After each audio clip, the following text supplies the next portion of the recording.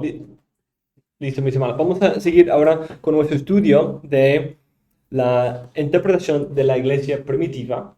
Y tristemente vamos a saltar esta parte aquí de Atanasio, que es muy importante, pero vamos a tener un tiempo para hablar de esto en otro momento. Podemos dejarlo por ahora. Pero vamos a ver la escuela de Antioquía. Como dije en la clase anterior, se desarrollaron dos escuelas. La escuela Alejandría tiene el beneficio de ser la primera en escribir, en hacer explícitos sus principios. Pero la escuela de Antioquía viene como una reacción a esto. Tenemos la tesis y ahí la antítesis y vamos a ver la síntesis después, de una manera dialéctica. Pero así hay un conflicto aquí. La escuela de Antioquía puede trazar su inicio al tiempo de Eustatio de Antioquía, quien vivió 100 años después de Orígenes y criticaba su manera alegórica de interpretar la Biblia. Este conflicto condujo a una nueva escuela de hermenéutica, que es la hermenéutica de la escuela antioquena. El único libro que tenemos de él es una crítica de Orígenes y su manera de interpretar. Otros representantes de esta escuela son Teodoro de Mopsuestia y Juan Crisóstomo. Esa escuela enfatizaba la interpretación, lo que podemos llamar la interpretación gramático-histórica, o el sentido literal del texto, y resistía la alegoría de Orígenes. Como dijimos, Orígenes sí afirmaba la importancia del sentido literal, pero debido a la influencia de su filosofía griega y otros factores, pudo descuidar el sentido literal en ciertos textos. Es decir, en principio sostenía en alto el sentido literal, pero a veces su práctica era desequilibrada. Pero si esto fue el caso en el maestro, uno puede esperar que sus estudiantes o seguidores quizás serían aún más desequilibrados. Uno a veces como funciona la educación, que los maestros son un poco más balanceados, de ahí los estudiantes toman una parte de eso y van corriendo con eso. Entonces estamos hablando ahora de 100 años después. Entonces no es entre colegas, sino entre alguien que ha sido usado, interpretado por ya 100 años. Un siglo. Sí, un siglo completo. Entonces, puede haber ciertas ideas acerca de su manera de interpretar que se habían cementado a través de la práctica de otros, la representación de él por otros, y también, sí, había sus propios escritos con los cuales podía interactuar. Pero no es un debate entre contemporáneos, sino es él sirviendo su iglesia, su tiempo, y después él leyéndolo y dando sus críticas. La escuela de Alejandría y la de Antioquía también son distinguidas por un énfasis teológico que es paralelo a su interpretación. Alejandría enfatizaba la divinidad de Cristo, casi a la exclusión de su humanidad. Antioquía enfatizaba la humanidad de Cristo, casi a la exclusión de su divinidad. No siempre, siempre hay algunos más, y dependiendo del contexto. Quizás en Antioquía era más importante enfatizar su humanidad, y en Alejandría más importante debido a las influencias ahí, enfatizar su divinidad. Pero eso llevaba a cierta sospecha entre ellos, especialmente con los arrianos y otros arrianos que surgieron de dónde? De Alejandría, de Egipto. Y eso pudo haber influenciado también en los manuscritos que utilizaban, enfatizar más su divinidad, utilizar manuscritos o variantes que, por ejemplo, si me recuerda Juan 8:40, que dice yo hombre, y el texto alejandrino, o sea, la variante no tiene ese hombre, de escoger por su teología, preferir mantener ese texto que no, eso no puede influenciar. Que guarde No estoy seguro. Puede, puede ser, pero es difícil saber exactamente eso, porque incluso con esos variantes, la Biblia todavía sigue enseñando un Cristo divino y humano, ¿no? Entonces no es, muchas veces esos cambios textuales no dan una perspectiva humana o una perspectiva divina, sino las dos clases de textos, o todas las varias clases de textos, todavía van a presentar un Cristo divino y humano. Pero quizás en ciertos textos sí pueden influir. En cuanto a textos específicos, tocaría estudiarlo un poco. Y sería un estudio interesante.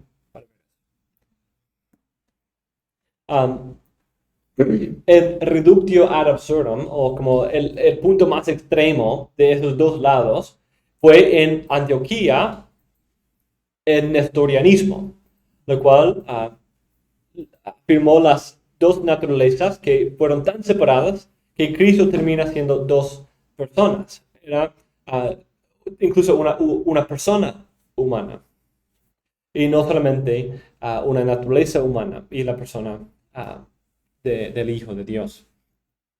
Otro lado tenemos el eutiquianismo en Alejandría, que llevaba a un tipo de mezcla entre la naturaleza divina y humana, un monofisismo, en que después de la unión de la divinidad y la humanidad, llegó a una forma de como superhombre que elevó, absorbió la humanidad. Un representante de esa escuela, Diodoro, explica su punto de vista en un comentario sobre los Salmos. Trataremos del texto histórica y literalmente, y no nos interpondremos en el camino de una visión espiritual y más elevada.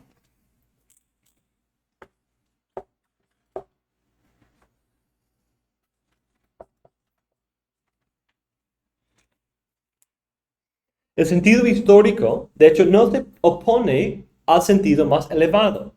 Al contrario, demuestra ser la base y el fundamento de los significados más elevados. Sin embargo, hay que tener cuidado de no dejar nunca que el proceso de discernimiento se vea como un derrocamiento del sentido subyacente, ya que este ya no sería discernimiento, sino alegoría. A lo que se llegue desafiando el contenido no es discernimiento, sino alegoría. El apóstol, de hecho, nunca ha volcado el sentido histórico, introduciendo el discernimiento a pesar de llamarle alegoría al discernimiento. Allí hablando de Gálatas 4, cuando Pablo usa la palabra alegoría para hablar de su manera de interpretar el texto. Pero dice que eso no es alegoría en el sentido de como algunos de los seguidores de Orígenes la usaban.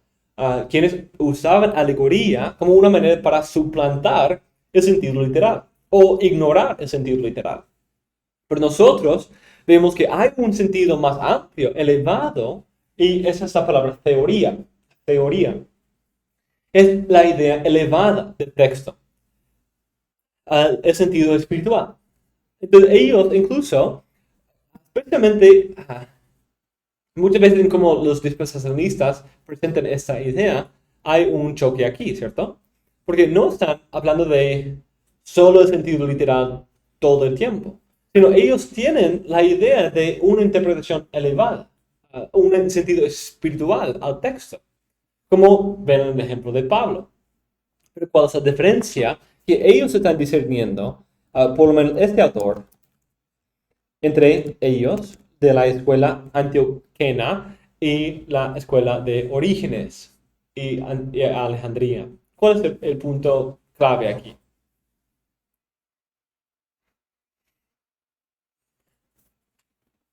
Sin embargo, hay que tener cuidado de no dejar nunca que el proceso de discernimiento de un sentido elevado se vea como un derrocamiento del sentido subyacente, ya que este ya no sería discernimiento, sino alegoría.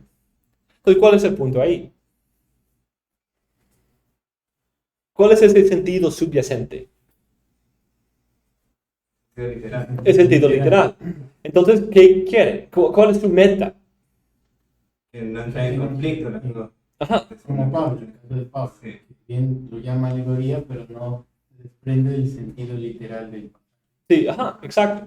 Entonces, podemos permitir y debemos permitir, por un lado, la historicidad de un evento, que había un referente literal en el texto, que puede tener un sentido elevado, tipológico, cristológico, moral, más allá, pero tiene que basarse, fundamentarse en ese sentido literal. Porque si no hacemos eso, si despegamos eso del sentido literal, ahí estamos entrando a la alegoría propia. Entonces, ¿cómo estamos viendo? Eso no es lo que dijo Orígenes, ¿cierto? Eso no es lo que decía. Él no decía botar el sentido literal y inventar un sentido espiritual según tu gusto. No está diciendo eso, sino él también dijo exactamente lo mismo. Entonces podemos ver como 100 años puede haber cambiado un poco la perspectiva y de cómo la iglesia veía. Y podían hacer ese cargo en contra de él en ciertos pasajes. Podían cargarle de haber tratado demasiado el sentido literal. Eso en cuanto a la práctica. Pero en principio, él afirmaba exactamente lo mismo. Otro autor, Teodoro de Mopsuestia, afirmó en cuanto al uso de la alegoría por Pablo, algo muy parecido a ese autor aquí. El apóstol no elimina la historia, ni se deshace de lo que pasó hace mucho tiempo. En su lugar lo puso como lo que realmente había ocurrido en ese momento, pero de tal manera que también utilizó la historia de lo que realmente había sucedido para su propia interpretación. Entonces, lo mismo, el sentido literal, histórico, es verdad, es verdadera. En esa cita notamos el uso de una palabra que fue importante para esa escuela, teoría. Esa palabra es la que esta escuela usaba para hablar del sentido elevado o espiritual del texto. Esa escuela no rechazaba la realidad de aplicación moral para la iglesia contemporánea, como sería el alma o tropología de Orígenes. Tampoco rechazaban la realidad de la tipología y que los textos profetizan, prometen y tipifican a Cristo, incluso de antemano. En la cita anterior, Diodoro dice que lo que distingue la teoría de la alegoría es un fundamento sólido en el sentido literal e histórico del texto. Un punto clave de su defensa era el deseo de afirmar la historicidad de los eventos en textos como Génesis 1 a 3. Eso tenía aún más importancia a la luz de cómo Pablo presenta la recapitulación de la obra de Adán en Cristo. Su idea de literal no era la idea dispensacionalista o como los judíos de ese día, era interpretar todo como físico. Sin embargo, literal toma en cuenta el uso del lenguaje figurativo, el género del libro y otros detalles contextuales y proféticos. Entonces, realmente la diferencia es de énfasis. Los dos afirman la inspiración de la Biblia, afirman un sentido espiritual o elevado. Sin embargo, Antioquía sostiene mejor la historicidad del texto y quería asegurar que cualquier significado elevado del texto sea fundamentado firmemente en el sentido literal.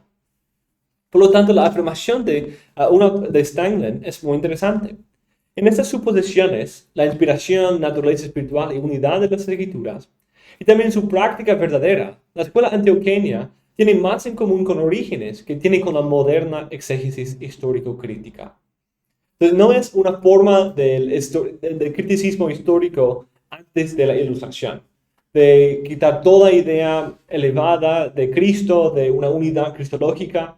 No es eso, sino es algo que, viendo incluso los principios de Orígenes y su práctica inconsistente, y ver eso como un peligro que le llevó a Orígenes a rechazar el relato bíblico de la creación o otras ideas, otras historias o ciertos detalles de la Biblia en su sentido literal. Pero ellos ven eso como un peligro y es de verdad un peligro, algo que debe evitarse. Entonces, reaccionan a eso para desarrollar un sistema en que el sentido elevado sea mayormente o mejor fundamentado sobre el sentido literal. Craig Carter también afirma algo parecido. Los estudiosos señalan problemas reales con esa interpretación superficial en que la mayoría de los alejandrinos y antioqueños tienen mucho más en común entre sí que lo que cualquiera de los grupos tiene con la Ilustración. En otro lugar dice, la principal preocupación de los alejandrinos era que el sentido literal, aparte del espiritual, mataba el significado, mientras que la principal preocupación de los antioqueños era que la secuencia histórica bíblica podía perderse en el simbolismo atemporal.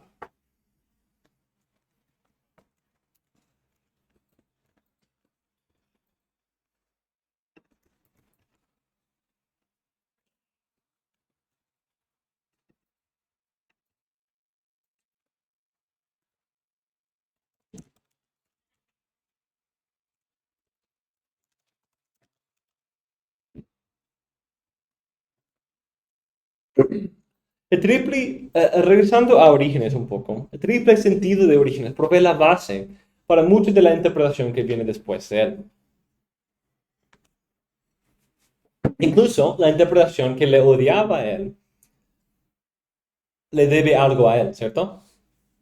Porque incluso la manera en que ellos llegaron a la verdad fue en una manera de respuesta o ver los peligros en él que les llevaron a formar su propio sistema y reacción a eso. La expansión del triple sentido al cuádruple sentido es simplemente una extensión del sentido alegórico en dos aspectos, una idea presente y una idea futura. Eso también se demuestra en la fluidez de la terminología de ese tiempo. Veamos algunos intérpretes que usaban a Orígenes. Jerónimo. Otros intérpretes famosos interpretaban usando la triple división de Orígenes. Jerónimo, en una parte de su ministerio, apoyaba a Orígenes y usaba la triple división, pero en otra parte empezó a oponerse a Orígenes. Jerónimo, como Orígenes, era uno de los pocos cristianos que aprendieron el idioma hebreo para estudiar y entender los textos mejor. De hecho, Jerónimo tenía otro propósito también. Él fue comisionado para hacer una traducción de la Biblia. Entonces, eso fue una parte importante de ir al texto hebreo y así interpretar correctamente el texto para poder traducirlo en lo que llegó a ser la Vulgata. Después de un tiempo en Palestina, regresó a Roma en 382 y allí el obispo de Roma, Dámaso, le comisionó hacer esa nueva traducción al latín. En este tiempo, latín había llegado a ser la lengua franca del imperio occidental. La comisión era primariamente para hacer los evangelios y los salmos y su primer trabajo buscó editar las versiones latinas. Al principio no quería traducir, sino hacer una revisión, una actualización, porque la Biblia en latín hasta ese momento se había traducido en muchos lugares, en muchos momentos diversos, según las necesidades de las varias comunidades que surgían en el mundo occidental. No había como un traductor o un grupo de traductores que se sentaron juntos para hacer una forma unida de toda la Biblia. Sino fue las epístolas de Pablo por aquí, los evangelios por aquí, el Antiguo Testamento en algunas partes por aquí. Entonces había una clase muy diversa de traducción. Entonces, su meta era compilar todo eso y dar una sola traducción que sería unida para toda la iglesia occidental. Pero estudiando un poco con los judíos y en otras áreas, se dio cuenta de la necesidad de ir a los textos originales, lo que él llamó la veritatis hebraica o la verdad hebrea, el ir a los textos originales.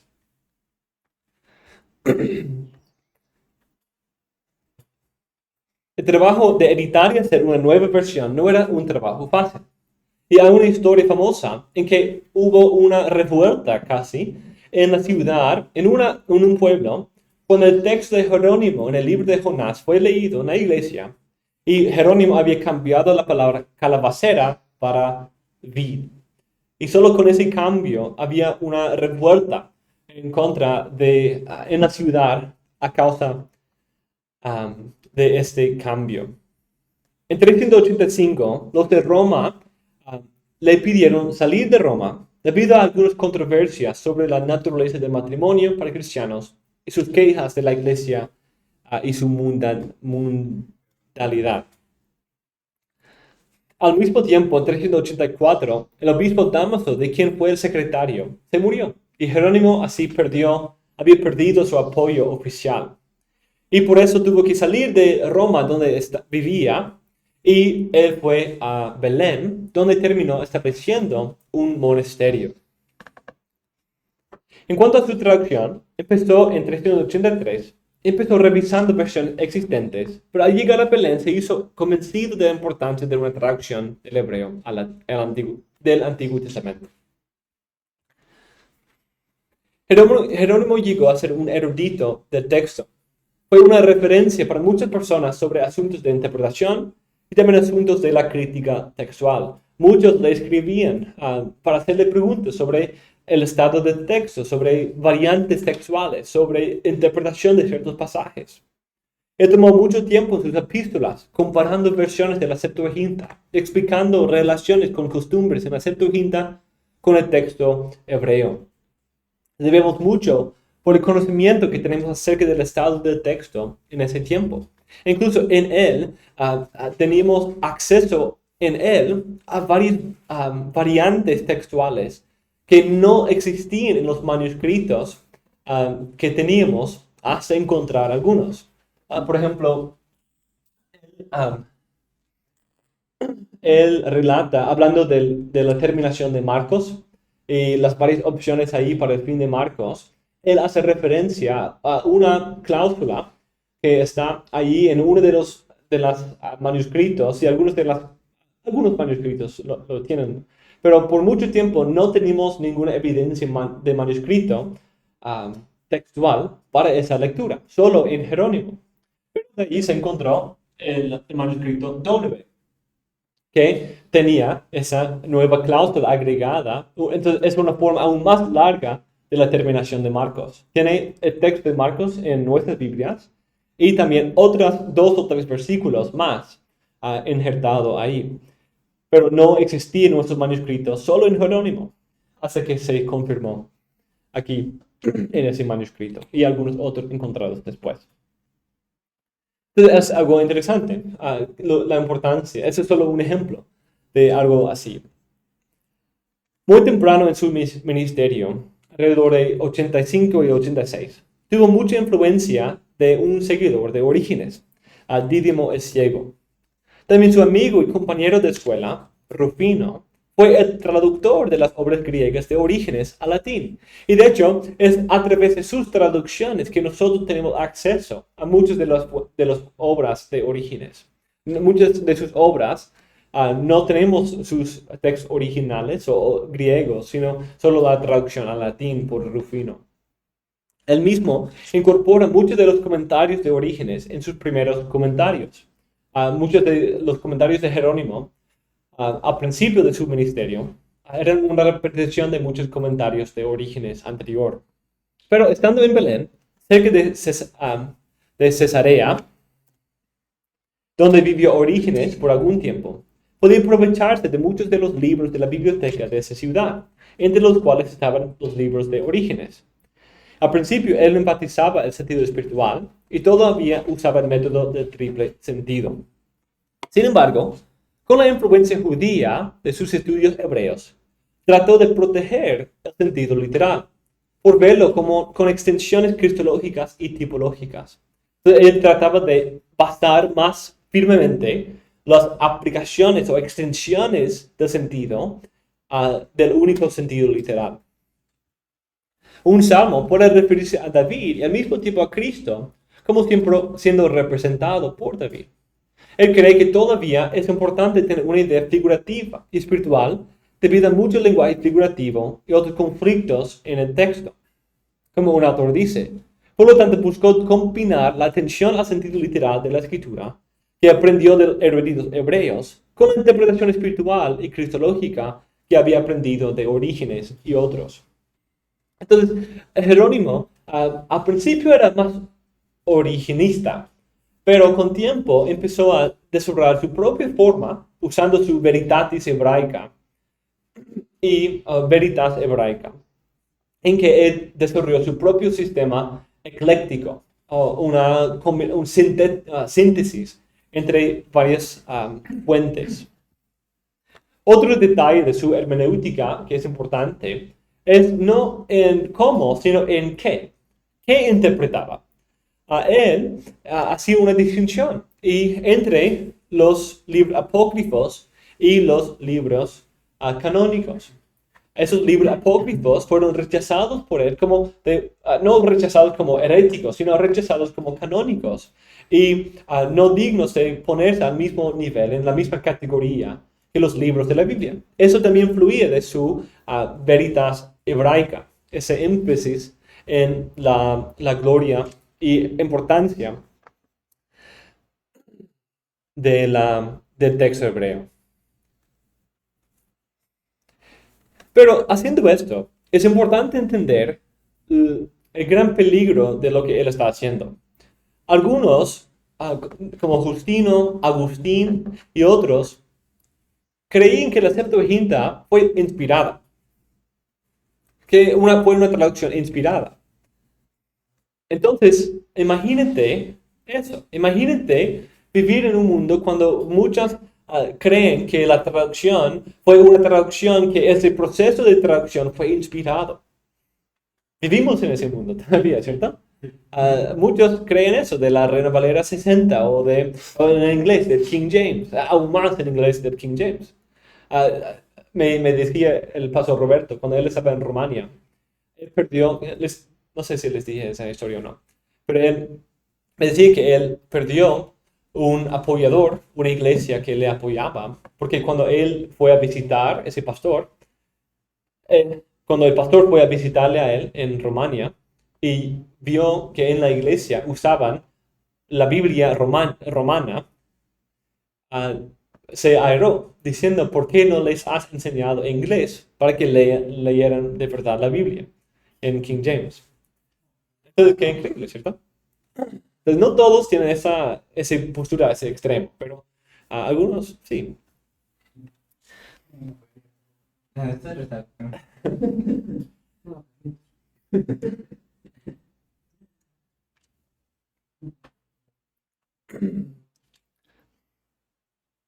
Entonces, eso es algo muy importante. Entonces, imagínate la convicción que requiere ir en contra de estas ideas. Y él dice lo siguiente. Dice, no sé quién fue el primer responsable de la mentira sobre las 70 celdas separadas en Alejandría, en las que los traductores supuestamente produjeron juntos un texto idéntico, ya que Aristeas y Josefo en un momento mucho más tardío no dieron tales informes, pero nos dicen que tradujeron, no profetizaron en una sola sala. Porque una cosa es ser profeta y otro ser traductor. En un caso el espíritu predice cosas futuras, en el otro el conocimiento del estilo fluido reproduce lo que el traductor entiende.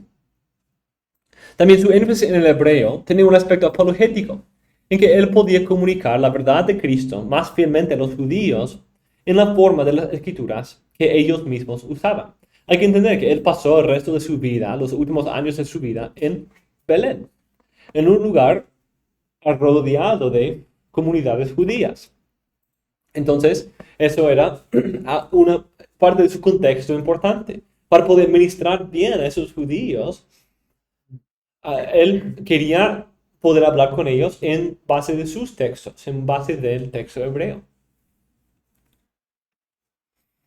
Entonces, esa historia de Jerónimo, su vida, nos ayuda a entender por qué su interpretación fue ese estilo ecléctico, de tomando ideas de Orígenes, pero también esa veritas hebraica, y cómo eso llevó a una interpretación bastante parecida a lo que vimos en otros, afirmando el sentido más elevado, afirmando la parte espiritual del texto, pero también el querer plantarlo fundamentalmente en el sentido literal.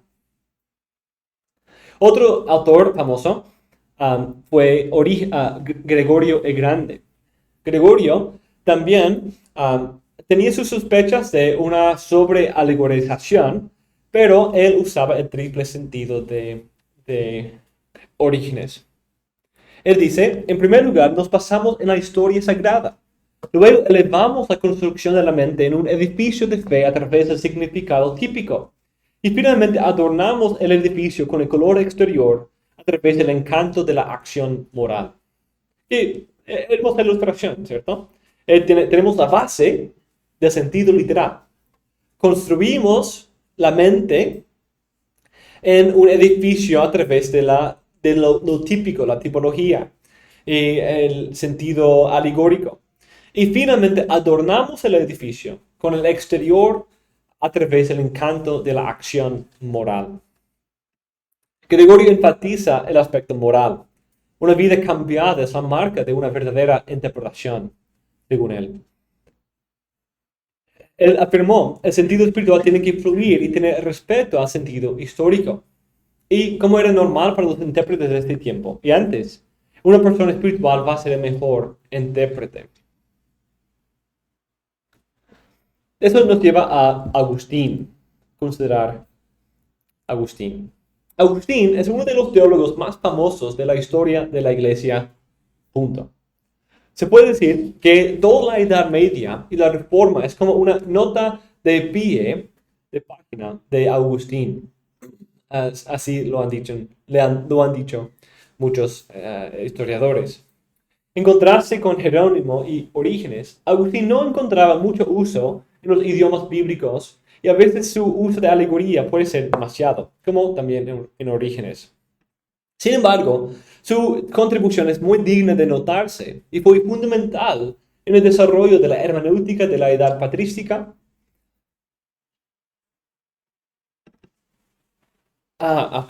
En la transición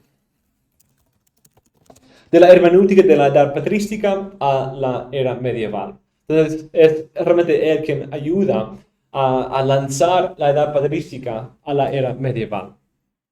Él escribió, como Orígenes, una obra sistemática en la cual desarrolla su método de interpretación. Escribe en defensa del sentido literal de Génesis. Escribió varias homilías y comentarios. Además, sus obras prácticas y teológicas también son llenas de interpretación bíblica. Pero en ese libro de doctrina cristiana, Agustín desarrolla su sistema de hermenéutica. Ese libro tiene la forma de teología sistemática y usa las tres virtudes bíblicas como la clave de organización y desarrollo: la fe, la esperanza y el amor. Esto también aplica a su sistema de hermenéutica. La hermenéutica debe edificar la fe, dar esperanza y cultivar el amor de los cristianos. Uno de los beneficios de la hermenéutica de Agustín es su enfoque en la iglesia. Pensaba en una manera muy pastoral de su exégesis. Y él, como otros en su tiempo, no encontraba una hermenéutica satisfactoria hasta que produjera un beneficio para el cristiano promedio en la iglesia. Esa idea práctica se encuentra en que incluye la predicación como un aspecto de la hermenéutica, incluyéndola en el libro 4 de su tratado. Entonces, para él, el poder tenía no solamente la interpretación, sino también la retórica de poder presentar esa interpretación para el beneficio de otros. Otro aspecto importante es su filosofía de la naturaleza de la Biblia. Claramente enseña la unidad e inspiración divina de las Escrituras. En su libro habla de la naturaleza de señales, o lo que se llama la semiótica, el estudio de señales, y cómo las cosas significan algo. Una señal es algo que representa y apunta a algo más, ¿cierto? Cuando estamos yendo el otro día a Quito, veíamos letreros, señales que decían Quito a 90 kilómetros. Señalética. Sí, una seña, un letrero que apunta a algo, que te da cierta información para apuntarte a algo más.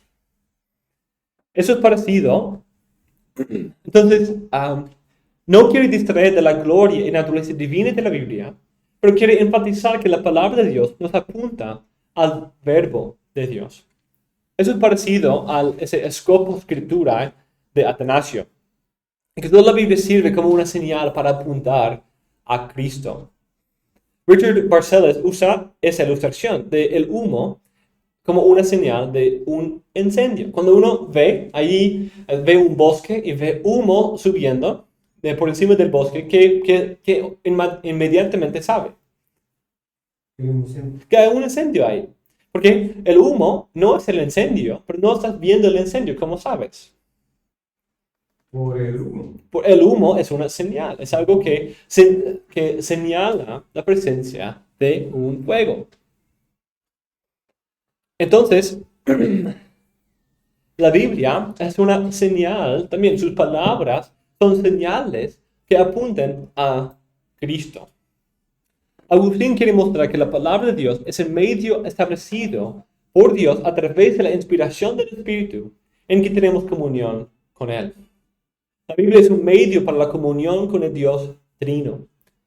La Escritura es un medio para disfrutar de Dios. Entonces, el punto de la Biblia no es simplemente en las palabras, sino en Dios. La Biblia señala a Dios. Entonces, en base de esa teoría que tiene sentido literal, las palabras, las señales, y el sentido elevado, eso es comunión con Cristo y Dios.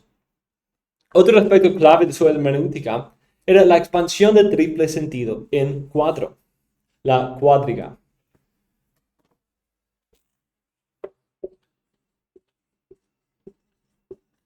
La cuádriga. La cuádriga se refiere a esa interpretación en que el texto tiene 4 sentidos: el sentido literal, analógico, anagógico y tropológico. El término cuádriga se usaba también en el Imperio Romano para describir un tipo de carruaje especial que fue llevado por 4 caballos. Entonces, eso es una metáfora. Están usando esa metáfora para hablar de la interpretación. Aunque él no lo define claramente, la idea de fe, esperanza y amor corresponden bien con los 3 aspectos del sentido espiritual. La fe corresponde a la alegoría, la tipología. La esperanza a la anagogía, y la anagogía es esa idea de lo que nos lleva hacia arriba. La parte escatológica, celestial. Y el amor a la tropología, que es ese aspecto moral. Entonces, para que entendamos bien las palabras, tenemos alegoría o tipología, que no son iguales, pero ese sentido que apunta a Cristo, a la iglesia, que apunta a nuestra vida ahora. También tenemos la anagogía, y eso viene de la palabra anago, del griego, que significa dirigir arriba, dirigir hacia arriba. Entonces es aquello que nos dirige hacia los cielos, hacia una realidad celestial y muchas veces la escatología, una esperanza para el futuro, los cielos. Y de ahí la tropología,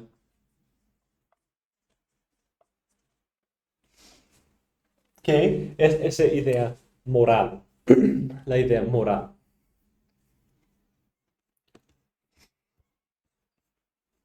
Otro Agustín de otro lugar, no este Agustín, otro, va a ser aquel que da mayor sistematización a ese cuádruple sentido. Él dice, la letra enseña qué ocurrió, la alegría enseña lo que debes creer, el sentido moral enseña lo que debes hacer y la anagogía enseña lo que debes esperar. Entonces tenemos la letra, lo que ocurrió. La alegoría enseña lo que debes creer, fe. El sentido moral, lo que debes hacer, el amor. Y la anagogía enseña lo que debes esperar, la esperanza. Fe, esperanza y amor. Otro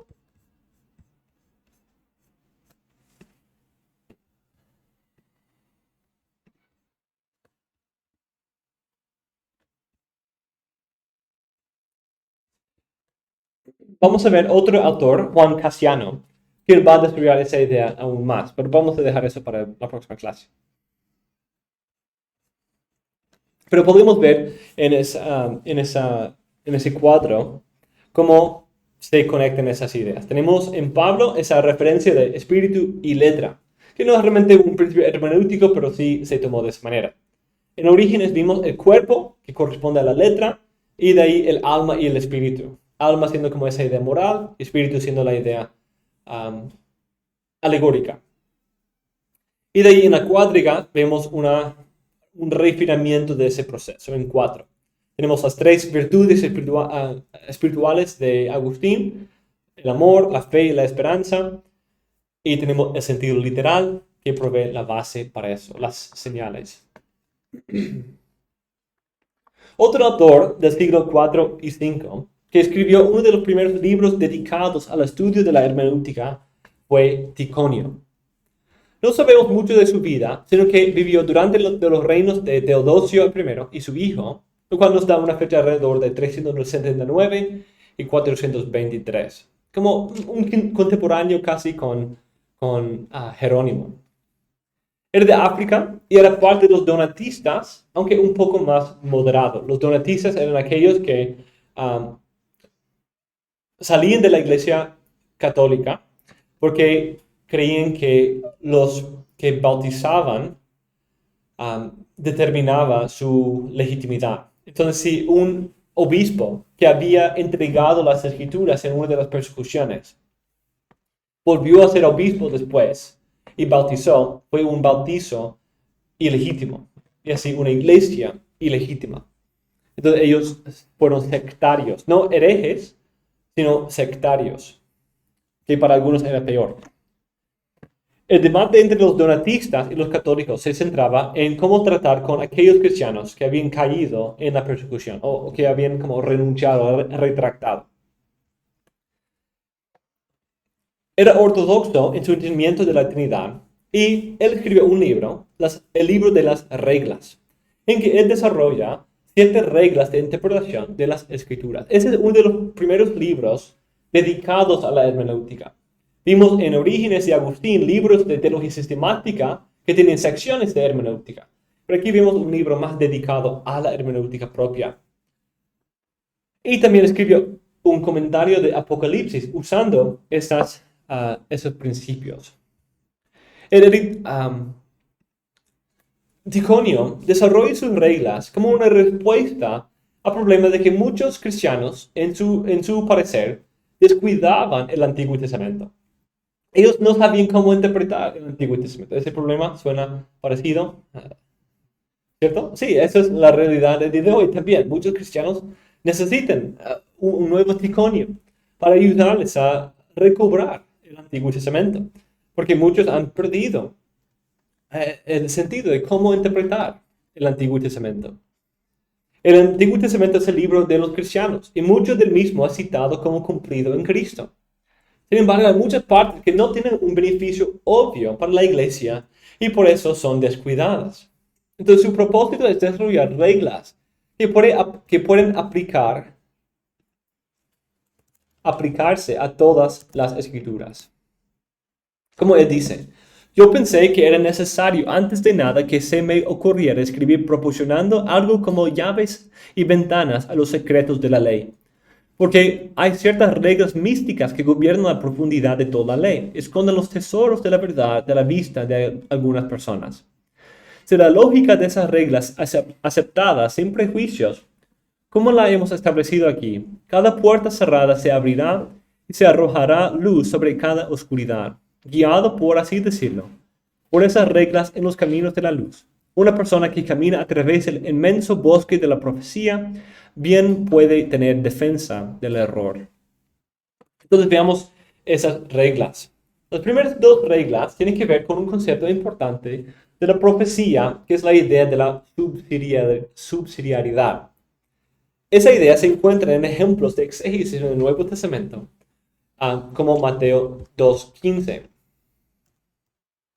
Esa idea es que a veces Cristo, quien es la cabeza, y la iglesia, su cuerpo, pueden recibir aspectos de la aplicación de la misma profecía. Debido a la conexión entre Cristo y su pueblo como representante, a veces un texto puede hablar tanto de Cristo como de su pueblo a la vez.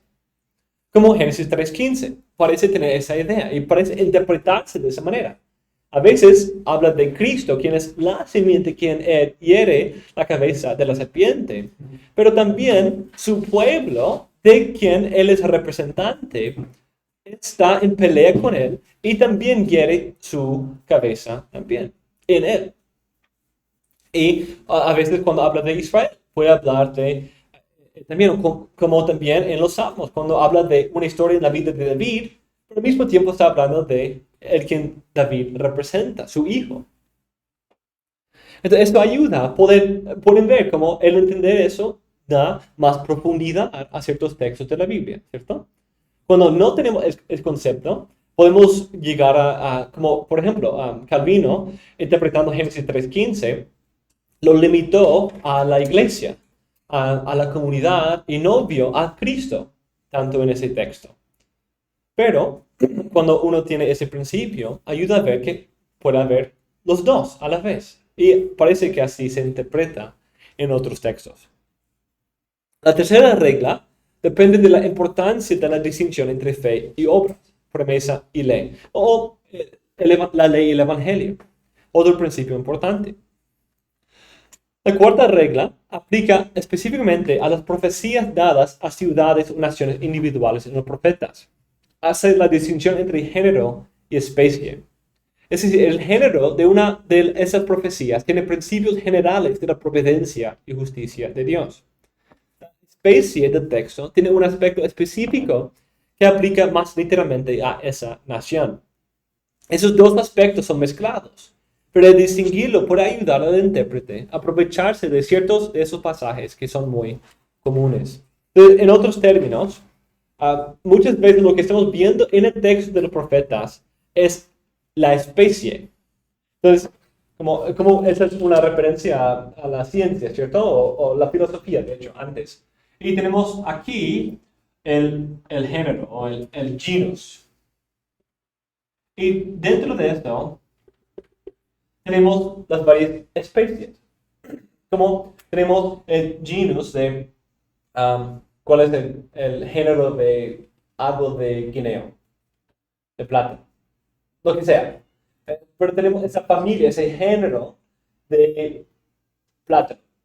Pero dentro de eso hay varias especies, ¿cierto? Hay muchas variedades. Entonces, esa es la idea. Entonces, cuando vemos en los profetas, muchas veces estamos hablando de una especie, una nación, en un tiempo. Pero, hablando de eso, también habla de cosas del género al mismo tiempo. Características de todas las naciones. La necesidad de justicia en todas las naciones. Cuando Dios acusa a las naciones por su injusticia, su abuso de los pobres, de su idolatría, eso, entonces uno puede decir, eso es solo para ellos. No, eso da principios para todo el género. Y yo pertenezco a ese género también, porque yo soy un humano y nuestra nación necesita escuchar esos consejos. ¿Ven esto? Esa es una manera de ver algo para mí, algo aplicable de ese texto distante hablando de Nínive en el pasado. Pero hay esta idea de género y especie. La regla quinta tiene que ver con el uso de tiempo y la naturaleza simbólica de los números. La regla sexta tiene que ver con la tipología y usa el término recapitulación. No es como la idea de Ireneo, sin embargo es una afirmación de que a veces un tipo y un antitipo pueden ser mezclados en el lenguaje de un profeta. O si, quizás una profecía que tiene una aplicación para el tipo y para el antitipo. Por ejemplo, la abominación de la desolación de Daniel puede tener cierto cumplimiento en Antíoco Epifanías y también en la destrucción de Jerusalén en Mateo 24. Entonces, ¿cuál es? O quizás la promesa en Isaías 11 y 12 de que Dios va a salvar al pueblo de Asiria. Esto se cumplió en el tipo en Asiria y su regreso de Asiria y de Babilonia. Pero eso sirve tipológicamente en lo que será la recapitulación, cuando ese tipo es recapitulado, repetido y elevado en el antitipo, quien es el verdadero Salvador. La regla séptima es una contraparte negativa a las primeras dos. Como Cristo puede representar a su pueblo, una referencia al pueblo puede tener una relación con Cristo. Lo mismo pasa con el diablo y su simiente. Como se puede notar, la mayoría de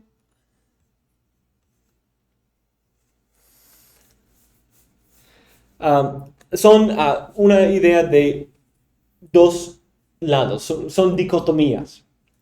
Y la importancia de entender esas dicotomías. En la primera tenemos Cristo y su cuerpo. En la segunda tenemos el cuerpo puro, el cuerpo, lo que él llama negro. La realidad de una mezcla siempre en la comunidad de la fe. Algo que era parte de su donatismo, o en contra de su, de hecho algo un poco más moderado de su donatismo. Tenemos promesa y ley, género versus especie. Parte versus el todo, como los números y tiempos. Tipo versus antitipo. El diablo versus su cuerpo y su cuerpo. Entonces, como son esas dicotomías. Agustín lo menciona aquí porque Agustín también usaba estas reglas y benefició mucho de ese escrito de Ticonio. Luego, en la Edad Media, Beda va a usar estos principios también. Entonces, estos principios, aunque parecía al principio alguien oscuro en la historia, pero tuvo mucha influencia en Agustín y su hermenéutica, quien tuvo influencia en todos, y también en Beda y en otros autores posteriores.